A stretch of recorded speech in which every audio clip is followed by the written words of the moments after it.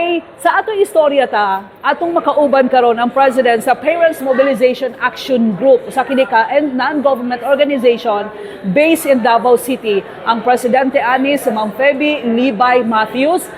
Hello ma'am, welcome sa atong istorya ta. May buntag, may adlaw sa tanan, no? I'm so happy nga naging part ko karon kay ma'am na may interview about kaning mga parents na may mga batang may kapansanan. So may adlaw sa inyong tanan. Oo. By the way, ma'am, para lang sa among education, unsa ning Parents Mobilization Action Group, no? I believe usa kini ka non-government organization, unsa ang mga services ninyo nga gina-offer para sa itong mga kabataan nga dunay mga disability, ma'am? Okay, when we say Parents Mobilization Action Group, kani siya grupo sa mga parents nga na may anak nga may kapansanan like autism, Okay. Down syndrome, intellectual disability, na po may mga blind, mga deaf, o mga physical disability. So, ang among gina-offer na mga services kay nagahatag ma-enhance namo ang mga talent sa mga bata. Okay. Like sayawitan, sayaw og awitan, painting, sa ilang sports para kung when we say sayawitan, naamong gid mga bata nga very good in dancing, very good in singing.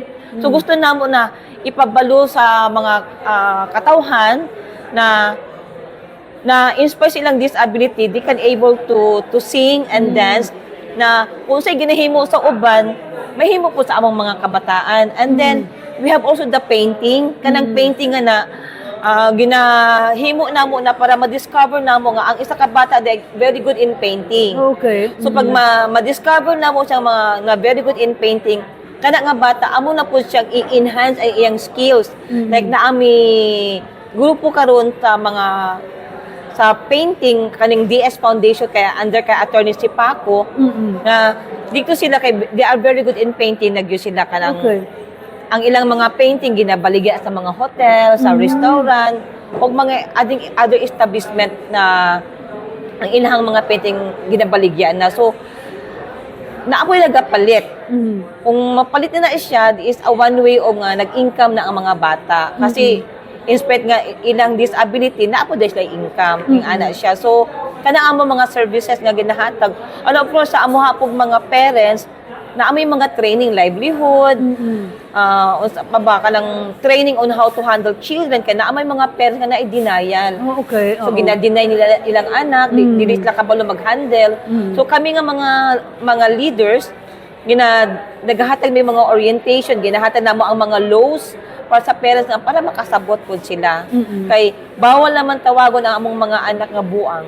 Okay. Kasi naa na tay balaod. Yeah. Tapos naa po tay balaod nga Bawal po na siya, ma'am, kanang ako lang emphasize, ma'am, ha, kanang mo ingon kag Ma'am Feb, kanang mo ingon kag kanang autistic man na iyang anak. o bawal na Bawal na siya. po na siya karon. So kailangan nga ang iyang anak is with autism. Oo. So paano na to i-address kini ma'am kani buang na o autistic na iyang anak? Unsa yung dapat para sa kaalaman no sa ato mga viewers? Kailangan pag halimbawa ang imong anak halimbawa example naman ako may anak ma'am. So i-introduce na ko akong anak nga this is my son, he is a child with autism. Okay. Oo, dili siya autistic. Yeah. Kung bawal na magud na siya kay murag you're bullying a child. Then masakit po sa isa ka ginikanan nga tawagon nga okay man imong anak kay normal. So among anak da is abnormal. So dili gid na siya pwede. So Tama, kailangan ma'am. ang tawag sa among mga anak is special child. Special child. Then ang imong anak is regular child. So bawal di siya tawagon nga abnormal or normal. Okay. Okay, ato na ni klaro ha kung naay mga bata nga naay disability or dili siya sa tawagan na dili siya susama sa kanang mga sa tawagan na ma'am kanang mga bata nga nagtubo With siguro autism. normal or katong with autism ang ato ang pwede nga itawag sa ilaha ma'am di ba nga katong Regular. regular Oo, dili siya normal. unya katong isa Is with special with needs. special needs. Oo. With special needs, diba? So, with special needs. Kay pwede, wait lang ma'am, kung ako mo tawag autistic, buang na siya niya, ing ato iyahang, kanang ing ato iyahang disability ma'am, unsay pwede na akong ikaso kung naaba ko'y liability o naaba ko'y kaso. First offense is 50,000. Alam mo ba? Tapos, naapoy imprisonment po. Oo. So, likayan po nato ang pagtawag ing ang mga words because that's part of bullying. Oo. Nga alam mo na sa mga that's part of bullying. Yes, Tama, oo. Kung sa ganina nga law specific ka, Ma'am Feb. 9442 po. So, Republic Act. Yes po. 9442. 42. Ayan, so protektado ang mga kabataan Yes nga po. children katong with autism, no? Katong na ay mga special children with special needs. Oo. Mm-hmm. So, kaning inyong grupo, ma'am, unsa ni siya? Naani siya center? May center mo? Naami center po sa Lanzona Subdivision. Ang ginatawag na po siya nga Pimag Tambayan. It is located sa corner pagtatahip ang Coradang Street. So, naalang mi digto kung naami mga event nga paghahimuon. So, digto sa sulod sa among Pimag Tambay na playground. Tapos gated siya para ang mga bata di kagawas. Kanila ma'am sa to, pay magtambay? Pimag Tambayan. P magtambayan? Yes po. P as in letter P? Yes, mga kanang parents mobilization. Ay, okay. Oo. Okay. So, Okay. sige. Pimag Tambayan. So, doon siya sa balay ni Councilor Abiliera. Oo. So, P magtambayan, mauto siyang center para Para kung halimbawa namin mga event, dito na po mag-show ang mga bata, mag-paint. Kung namin mga meeting, dito na mag-meeting. Kung namin mga orientation, dito na po mi.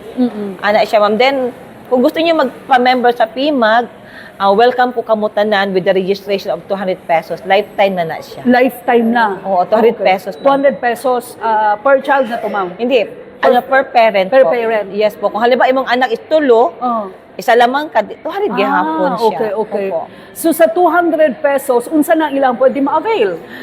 Like, Ang ID na at saka ID. member lang siya, mama, Oo. lifetime. so lifetime na membership. O, at saka ID. Oo. Ang O ihatag. syempre, ma-access din mo itong mga services na Yes gina-offer po. ninyo. Oo, like, kanang pag-member, magud ka din ha. Pag, minsan, naamang may mga benefit from international. So, pag member ka, maka-avail good ka. Kaya naalaman may mga supporter from international like the Connection Foundation, yung Puso Foundation, and napaisa Down Syndrome Foundation from England, ang isa from Washington, ang isa from USA. So dapat lang no kadawat mo mga mga Yes assistance po. gyud. Yes Okay. po. Kay grabe na ang inyong mga advocacy po. By the way, ma'am, as parent sa usa ka child no with special need, unsa ang mga challenges, ma'am, no nga in-encounter nimo? Pwede na to i-share sa atong mga viewers, ma'am. To be a parent or to be a mother of a child with autism, para sa ako, is very challenging kasi ang ilang mga therapy masyadong mahal, ang ilang tambal, ilang mga maintenance masyadong mahal. So, kanang among mga challenge nga nadawat, but we did not stop. Ano siya kay kabaluman mi nga sila anak sa Ginoo gihatag sa amo aso dawaton gyud namo. Dili namo sila i-isolate, ipabalo namo sa publiko na sila na may with special needs nga dapat dawaton gud sila sa ilang kapansanan. Oo. Like na-encounter ba nimo as parent, ma'am Feb, kanang mga bullying?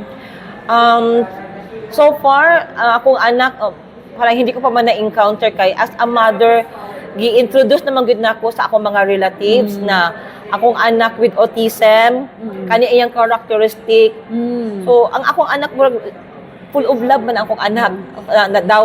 Dawat siya sa kay wala man ako siya gi-isolate. Gipakita na kung akong anak nagdagandagan din na I don't care. Ipakita na ako na siya is with autism. If I can hear me maybe bully, wala na ako nadunggan. So maybe they will say, unsa man klase nga inahan ka, ana. Pero I did not hear about it. So, ana Kanang siya. itong inahan, ma'am, nga kung awayon nimo anak, mabuli mo hang anak, makig-away ka. I think all of that is like that Yeah. naman siguro. Makipag-away. Pero I always calm down. Kaya ang awareness sa community, dili pa man kayo spread out. So, through sa among ginihimo ng mga activities, nagahatag mig awareness sa ato ang community. Okay, so maswerte si ma'am, di ba? Pero tama, ma'am, no, katong ayaw i-isolate kung naay special need ang anak, kung child with autism, imong naay kayong aning ang anak, dapat dili siya i-isolate. Yes, Meaning, ayaw siya i-contain, Itago. Oo. itago. Oo, Ano siya, ma'am, ipagawas no? gyud siya. Pagawas, Oo, oo. para- Pero ang nahitabo man gud siguro na, ma'am Fe, because na-denial nga ang parents, Yes no? po. Pero kung halimbawa ang parent na i-denial kay dili pa niya accept. Yes. Kailangan gid ang mga bata na may kapansan dapat i-accept Accept nimo, una sa tapos ginikanan. i-appreciate nimo in every small things na ilang ginahimo. Then imo i-accommodate ilang mga needs. Kung halimbawa na isa skills, imo i-accommodate. Then one way of accommodating is ipaato sa eskwelahan. Yeah. And then above all, unconditional love. Yeah. Kana atong ihatag sa atong mga anak. Correct. O syempre, para din to follow yung iba, di ba? Yes Nasa po. community nato ba? Kasi kung well love ang atong mga anak na mga anak nga kondisyon, di ba? Syempre, wala ang imuhang community, somehow siguro to follow na sa imuhang. Oo, kailangan maging atong mga anak i-love man gyud I-love, sila kay yeah. hindi pa nila naging kasalanan na maging anak sila. Correct. Oo. Pero as parent, ma'am, wala ba ka na-listan, ma'am Feb, na ina-eye conditioning nga Ay, bata? nalisdan gyud. Nalisdan.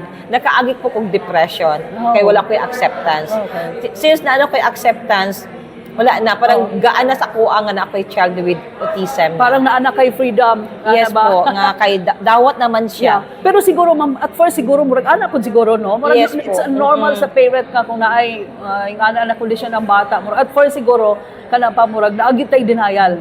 Pero somehow, ba, kanang ma-enlighten na ta, hatagan na tag wisdom sa Ginoo. Nanay acceptance po. Naanay acceptance, so kailangan ang lahat. Yes po. Kailangan gid talaga na dili po nato, as what I said kanina ma'am, dili ay isolate, gawas nato Gawas. para makita sa community ay ing ana day ang autism, ing ana ang mga characteristic. So Kaya I think, ma'am, unsay ano, ma'am, disadvantages kung imong i-isolate ang bata. ano bang mag-tantrum sila. Tantrum ma'am. sila, oo. Tapos ikaw po na Mas ginikanan. problematic siya, ma'am, di ba? Oo. Kung ikaw po na ginikanan, mag-listen Listen. ka kung saan mo pag-accommodate kay gitago lang man mo inside the house lang man siya. So mura ginapakita nimo nga kinakaulaw nimo. Kinakaulaw. Oo. Ginakaulaw. Oo. So dapat dili gyud siya ikaulaw gyud. Oo.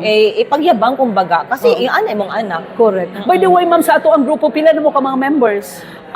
More or less na alam sa mga 300 and more counting. 300, oo. So, 300. So, see? In 300. Davao City. In Davao So, City lang po yan. Oo. So, willing pa rin po yung center mo accommodate, ma'am? Yes po. Oo. Actually, naami karon Kadayawan Festival karon August 18 sa Pimag Tambayan. So, you are all invited to join po. Oh, so ano mangyari doon sa August 18? Since Kadayawan celebration. Oo, is naami ma'am. parade with their costume as Wow. well. Din lang isa ka black lang nga parade. Then we invited the CHR to give laws sa mga sa mga Yeah. parents, to give orientation sa mga parents about the laws, mental health, nga laws, yung bullying, yung bastos law. Oo, yeah. And then in the morning may mga free check-up na siya na sa mata, sa dental. And then we have also health and wellness caravan in the morning. Okay. Sa Davao City, ma'am, accepted naman dyan yung adi, di ba? Wala na tong mga nagabuli-buli pa. Karon Oo. dawat na, di ba? Dawat Sa na siya Katilingban, po. di ba, ma'am? Oo. So, thankful kami sa ginahimo sa social media. Yeah. Ay, through the social media magud is a big help na para maghahatog awareness sa mga community to accept those type of disabilities po. Okay. So, klaro po na, basig na apay mga parents din na, no, nga, kana bitawng wala pa nakadawat no sa kondisyon sa ilahang anak, ginapatong denial, wala pa nila na accept, unya gina-isolate ang bata, gina-contain lang ang bata sulod sa ilahang balay. No na siya to Ma'am Feby sa grupo, no? Opo. Because kailangan nato na i-release, ma'am, di ba? Release ng mga kaulaw siguro nato din sa ato ang community, kaulaw sa tao, dapat igawas na siya para po dito man na diretso sa bata, ma'am, di ba? Yes po. Oo. So, kung ato nang i-isolate, daghan kayo ang dili maayo nga effect dito. Ipakita atong love sa mga bata. Yes. Unang-una, ipakita dyan ang love, ma'am. Yes po. Sa ing ani nga mga kondisyon. Ingon kanila, ma'am, mas swerte ang pamilya kung naa daw ing ana nga kondisyon o kung magkaroon man ing ana, ma'am. Swerte daw. Depende po. Kung Oo. ginahatag nimo ang Yeah, love sa bata, swerte ka. Yeah, Kasi oo. nagkaroon ka ng ganyang anak. Correct. Swerte na siya. Pero kung hindi mo gina-isolate mo ang bata, ginakaulaw, dili na siya swerte. Okay, kanilang, last na lang ako point, ma'am. Kaning deprivation, ma'am. So, I think that's part of deprivation, no? Nga, deprive na to ang katungod, no, di ba, ma'am? Kaya because ang katungod sa katong regular o katungod sa katong na special need, same lang. Yes po. Oo. That's why in education we have that inclusivity. Yeah. Kailangan kanang pantay-pantay Pantay-pantay. sila. Nataon lang nga ikaw regular, so dito ka sa mga regular classroom. So kada mga specialist, diri pud ka para pantay-pantay kay inclusive nan. So kailangan kung dili gyud sila, there's a time po nga ang mga with special needs ma-mainstream po sa regular. Dili sila forever nga special Tama. needs na lang na pwede Dito, silang ma-mainstream po sa regular. Opo, oo. opo. Okay, so klaro po na para ma-enlighten mo sa katong mga ginikanan o gusto po mo mahibalo sa mga laws no nga about no sa aning nga mga kuan kini mga kondisyon or katong mga children with autism or katong mga children with special needs pwede rin mo maminaw no kay naay orientation para counseling siguro sa August 18 no araw Yes na po. mo ng culmination sa atong araw ng Davao sa P Magtambayan. Magtambayan sa Bayhuna subdivision. Lanzona subdivision. Lanzona subdivision. Yes Okay. po. Ma'am Feb, basig na pa kay mga mensahe, ma'am. Go ahead po. Okay, sa mga ginikanan nga na ay mga special children, don't be shy. Ipahambog nato nga natay anak na may mga kapansanan because they are God's given sa to. So dapat nato sila mahalon at ipagyabang. Then you are all welcome to be part of the PMAG, the Parents Mobilization Action Group. With the registration lang po ng 200, with ID na po siya. Then, lifetime membership na po kayo. So, welcome ka mo sa amo ang grupo po, yung Parents Mobilization Action Group. Okay, maraming salamat po for enlightening me also sa mga terminologies nga gamito nato, diba? Thank you so much, Ma'am Feby Libay Matthews, ang president po ng Parents Mobilization Action Group. Thank you so much Thank po. you, Ma'am Feb. O kana ang ato ang istorya ta. Bye. Bye po. Thank you.